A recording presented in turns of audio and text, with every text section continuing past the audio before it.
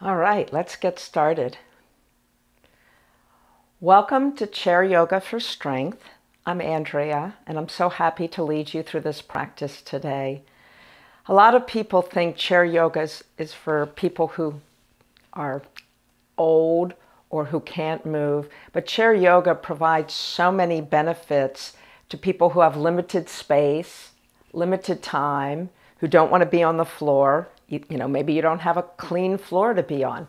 So chair yoga can accomplish a lot of the same things that you can accomplish on the ground. And you can do standing poses with chair yoga as well. So I've become very fond of chair yoga and realize that it's not a limited practice. It's limitless. So today we're going to focus a little bit on hips. We'll do a whole body workout, but our hips, often we overstretch our hips. And instead of overstretching them, particularly if you've had a hip injury or if you had a hip replacement, strengthening the hips is very, very important, and restoring the hips' natural range of motion. So range of motion is different than stretching. Sometimes when we stretch, we overstretch. And so I feel it's just as important to work on strength as it is to work on stretching. So in terms of things you'll need today, literally just your chair on a non-slip surface.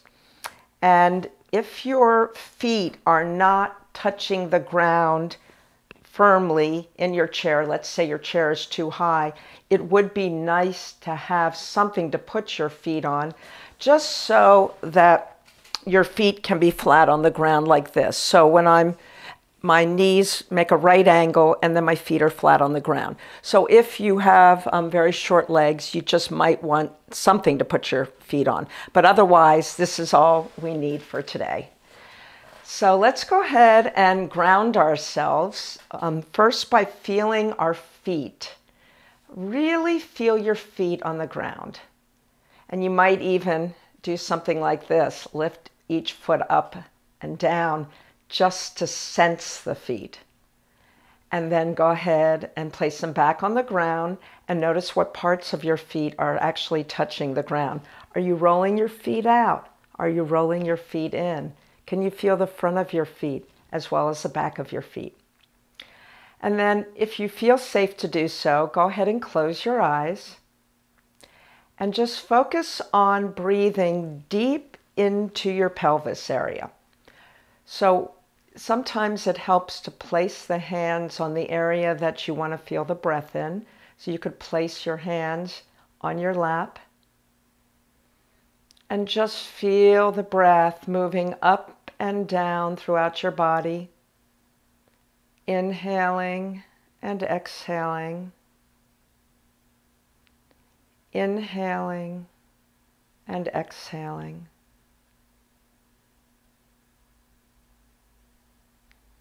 So as you're breathing this way, just notice if there's comfort in parts of your body or if certain parts of your body are feeling a little discomfort. Now, if there is discomfort, just note it. Don't make a big story about it. Just observe it, witness it.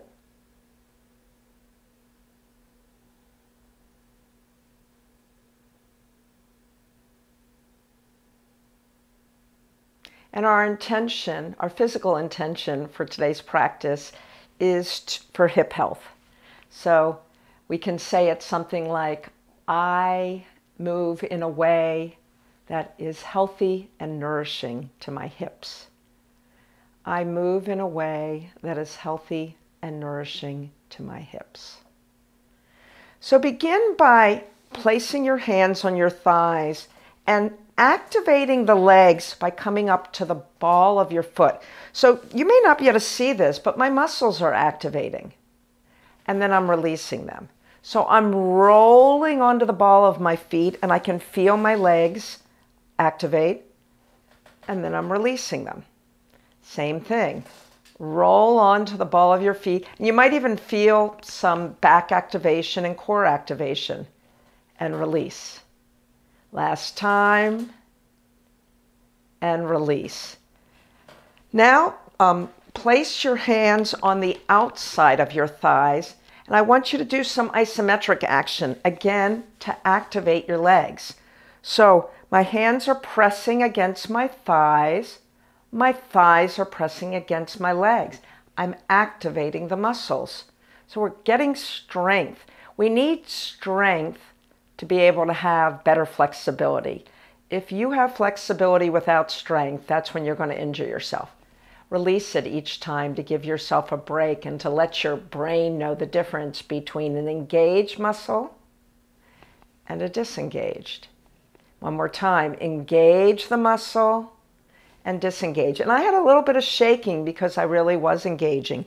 And then let's do the opposite way by placing the backs of your hands on your inner thighs. Now your legs are pushing in and your hands are pushing out. So now we're engaging a different set of muscles. And disengage it.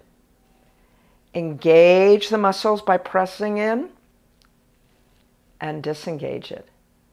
And third time, engage the muscles by pressing in and disengage it. Just let it all go. You might need to move around comfortably, shake it out.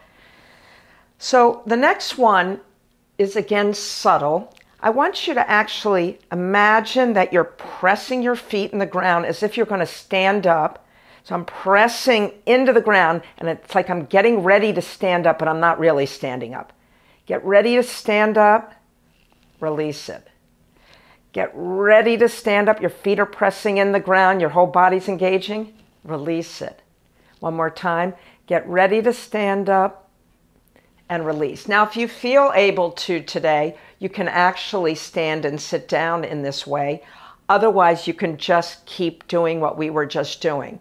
So we're going to get ready to stand up. So our head's going to come a little bit forward. And using our leg muscles, we're going to stand up. And then the head comes forward again and then sit back down using the leg muscles. This is very good for the hips, for stabilizing the hips. It's also great for the knees because we're working the leg muscles. And it's also very good as we age so that we can get on and off seats and low potties. And if you're out in the woods, you want to be able to do this without falling down on your butt, right? One more time. All right. So again, shake things out, whatever you need to do to loosen up. So the next one is going to be a twisting action.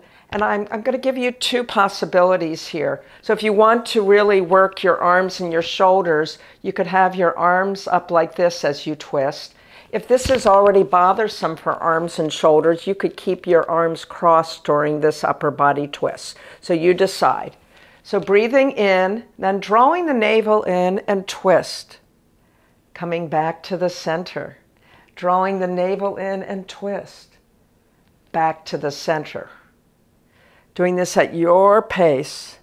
And again, if your arms get fatigued, go ahead and do this with the arms crossed.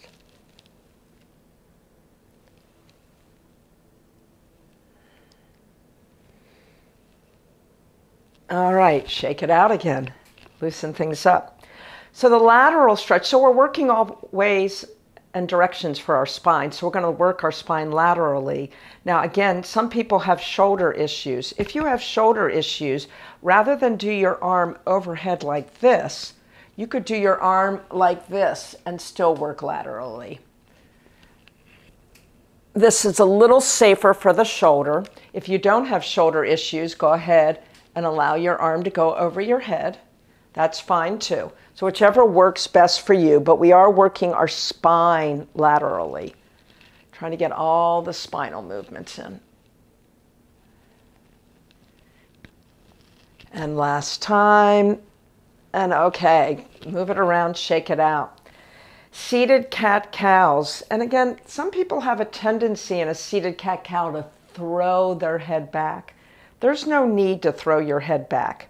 What I prefer you to do is imagine that you're a swan and you're extending your neck rather than throwing the head back. So placing hands again on thighs, you can shift forward on your chair to give you a little more room to work. Go ahead and engage, while you're opening the front body, engaging the back body, and then lifting up the head instead of throwing it back. So that's the inhale. And then when you're exhaling, go ahead and lengthen your arms, draw the navel in, tuck the chin to the chest, and dip it in. Inhaling, lengthen, lift head instead of throwing it back. Feel the back body engage. Come through neutral. Now feel the front body engage. Your back body is lengthening. Come through neutral. Maybe one more time. Neutral. Engage front body. Neutral. Once again, shake it out. Whatever you need to do. Move those shoulders around. Loosen things up. Tap your feet. So now we're going to get into the hips just a little bit more. So this does require some strength. If you can, you're going to tuck your hands underneath the knee, your right knee. Lift that leg up. And depending on your initial flexibility, you're either bringing it close or not so close. And then we're just going to lengthen that leg out with engaged muscles and then release it. And this can sometimes give you a cramp. I think this is even harder than actually doing this on the ground. So if anybody says chair yoga is easier, I don't think so necessarily. Ooh, I need to rub my hip out already. I can already tell that I'm working this hip. One more time if you can. Again, be aware. Whoa. Yes, so if you need to rub in between any of these things, you can tell how tight your hips are based on that. Okay, let's go ahead and do the other side. Lifting up the leg to the right height for you. Engage that muscle as you draw it out. Bring it in. See, this one doesn't give me as many problems as the other one. Ooh, the other one was like talking to me. So these are always great ways to self-assess what's going on in your body and do so with curiosity and a little bit of compassion, not with fear. The minute you get into fear, you've shut yourself off to healing. Go ahead and put that leg back down. And again, you might want to just stand up for a moment. Yeah. Whew. And maybe shift the hips around a little bit. Just see how they're feeling. Okay. Whew. Yowza, wowza. All right. I'm going to try to do this whole practice today on the chair just to show you that you can do a whole practice on a chair. So come back to seated, and if you can, turn sideways on your chair. Now this is where it's difficult if you have a chair with arms on this. I don't know how that's going to work at all unless you completely, I guess you could turn the whole, let me see if I can do this. No, it's not going to work. So I'm keeping my fingers crossed that you guys have chairs without arms on it. If you don't have a chair without arms, you're going to have to stand up for this and just put your hand on the chair. Yeah. Okay. So what we're doing is we're doing like a warrior one. I have one leg back and one leg forward. And I just want to show you this can be done on a chair. But if you were standing, you'd be standing maybe with a hand on the chair like this. Got it? So you could stand like this, or you could be seated. And really all I'm wanting you to do is try to move this hip forward and back a few times. And so if you were on the chair doing it, it would look like this. So my back knee is bent. I'm shifting that hip forward. I'm shifting that hip back. I'm shifting that hip forward. I'm shifting it back. So that's what we're all doing here, whether we're doing it standing up or seated. Okay, so those of you who are standing, You can just go into a wide-legged forward fold, and those of us seated, we can do a wide-legged forward fold as well. And just release our shoulders, let our hips shift a little bit, side to side. Maybe taking an inhale through the nose and an exhale, open mouth sigh. So all of us come up halfway. If you're standing, take a moment to make sure that your head is above the heart before you come all the way up. Those of us seated do the same, head above the heart, and then we're all coming up. And then we're going to do the other side. So once again, if you are seated, your inside leg is forward and your outside leg is back. If you are standing, you're using the back of the chair, and everybody's shifting their hip. So when I'm standing, I'm bending and straightening in order to get this hip to shift. And then if I were seated, it would be more like, it's still a little bit, it's not, yeah, it is still bending and straightening. So that I'm getting some mobility in this hip. Good. What we're trying to do is increase our range of motion, not necessarily what people call stretching, especially around the hip. In yoga, people overstretch their hip all the time, and they end up with injuries. So what we're trying to do is just improve range of motion. For those of you who are standing, once again, you can do a wide-legged forward fold. For those of us seated, we can do the same thing. Just sort of hang over, just loosen things up. Inhale through the nose, exhale with a sigh. Inhale through the nose, exhale with a sigh. Inhaling and exhaling. And then all of us come up halfway. Get your head above the heart. Draw the shoulders back so that you feel the back body engage. And then taking your time, coming on up. And just notice how you're feeling. So again, we should feel a little more movement in our hips. And really, we're just trying to keep the blood flow there, particularly if you've had an injury. You're not trying to overstretch it. You don't want to injure it more. But we don't want to stop movement because that plays into a pain cycle. When you stop moving completely and then you even move it a touch, you're going to go into a pain cycle. So we want to keep some sort of movement and blood flow and oxygen flow to this area. All right, so how's everybody feeling? Good? So let's go ahead, and if you have had hip replacement, you wouldn't want to do this pose because pigeon pose is contraindicated with hip replacement. If you have not had hip replacement, you could draw one leg across the other leg.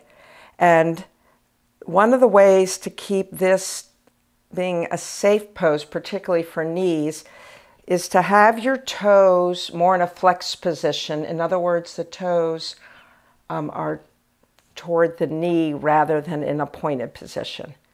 So sitting up like this and just noticing how this feels. If this is too much intensity already, you could lower this down by straightening the other leg out. And then you get a little bit less flexion here, but you could still feel it.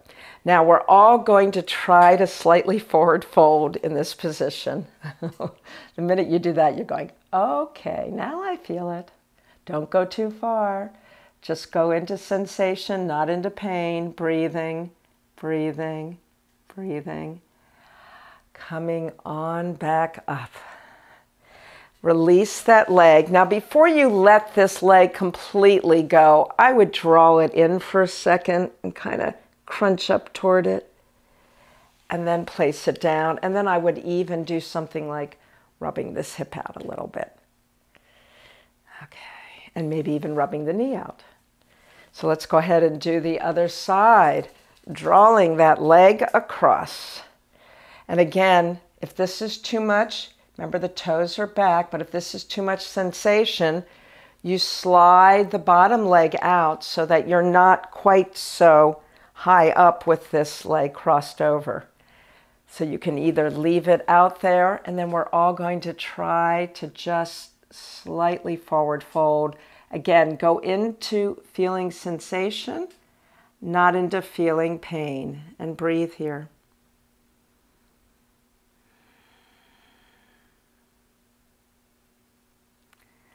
Nice, coming on out. Before you release this, maybe drawing this knee a little bit into the chest, curling up toward it, and then placing it down, and once again giving some love around the hip or around the kneecap.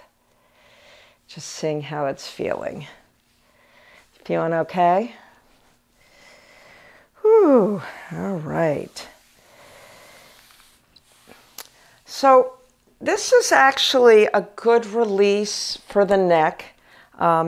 Sometimes when we're working on strength so much, we do have to release muscles in the back body. And the way this works is it works with your fascial tissue. And so what I'd like for you to do is just with your arms comfortably by your side, without straining your neck, look up and pick a spot on your ceiling that you can see. Go ahead and find that spot. So this is my range of motion, looking up without pain or strain. Okay, now look down. Now take your hands, if you can, behind your back, maybe holding onto your chair. Got it? So I'm holding onto my chair, and I'm doing it on the seat. And if you can't do that, you could hold on the sides. You don't want to hold up here. Your arms want to be down. Slide your right leg out, but don't straighten it. Slide it out about 8 inches. Lift the toes up and lift everything up at the heel. Now curl those toes down toward the ground, engaging. Place the whole foot on the ground with the toes engaged. Ouch, you could get a cramp like I did. And then release it. Now slide that foot back. Without lifting the foot, just lift those toes up towards your nose. What we're doing is we're releasing fascial tissue in the back body. Place those toes down. Slide the foot out again. Lift up onto the heel. Curl those toes down. Place the foot down. Slide the foot back. Just lift the toes up without lifting up the rest of the foot towards your nose. Last time, slide the foot forward, up on the heel, curl toes down, place foot down, slide foot back. Now lift those toes and see if you can imagine you're playing piano with your toes. So your toes are just kind of striking the chords of the piano. Nice.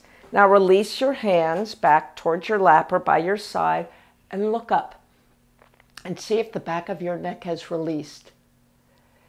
What it does is we have released the whole fascial tissue on the back body. Let's do the other side. So place your hands back either on the side of the chair or back here. Slide foot forward. Go up on the toes. Curl those toes forward. Place the foot down, release toes, slide foot back, just lift the toes up towards your nose. Place the toes down, release, slide foot forward, up on the heel, curl the toes. Place the foot down, slide the foot back, lift those toes. Last time, foot forward, up on heel, toes down. Flatten foot, slide foot back, lift toes up, and imagine you're playing piano with those toes. Get those toes to work. Release the hands back by your side, look up again, and again, see if you have released that whole back body. Your neck releases when you release the tissue down at your feet. It's quite miraculous. All right, so just for the last minute, maybe do whatever you feel like you need to do. Shift around, circle, give yourself a bear hug, move organically in any way, and then we're going to settle down into a seated Shavasana. So sit back comfortably, make sure your back is supported. If you feel safe, go ahead and close your eyes. I'll ring my bowl, then we will, I'll have a reading, and I'll ring it at the end, and we'll say goodbye to each other.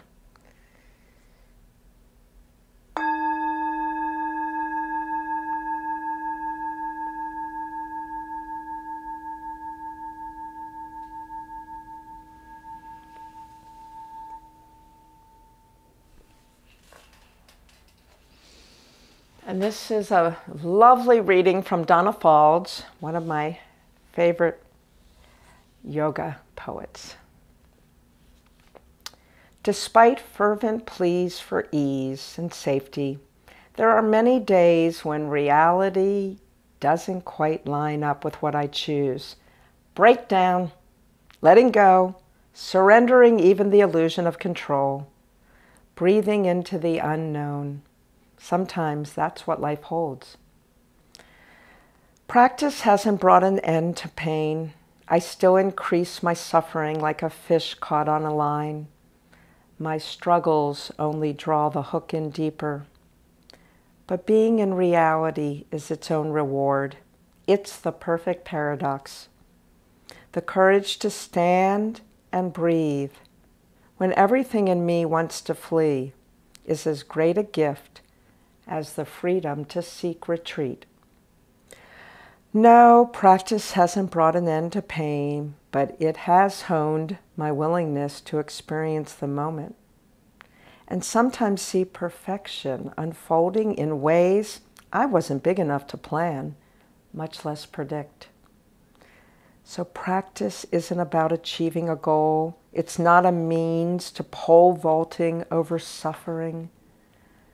Practice is my way of looking life in the face and saying yes, yes to all of its disparate gifts.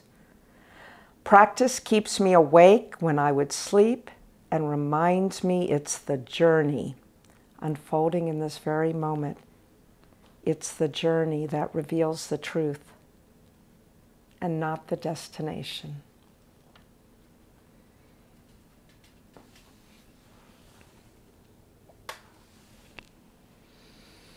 So just notice the fruits of this practice and commit yourself to practicing for the journey of it, not to achieve some sort of perfection.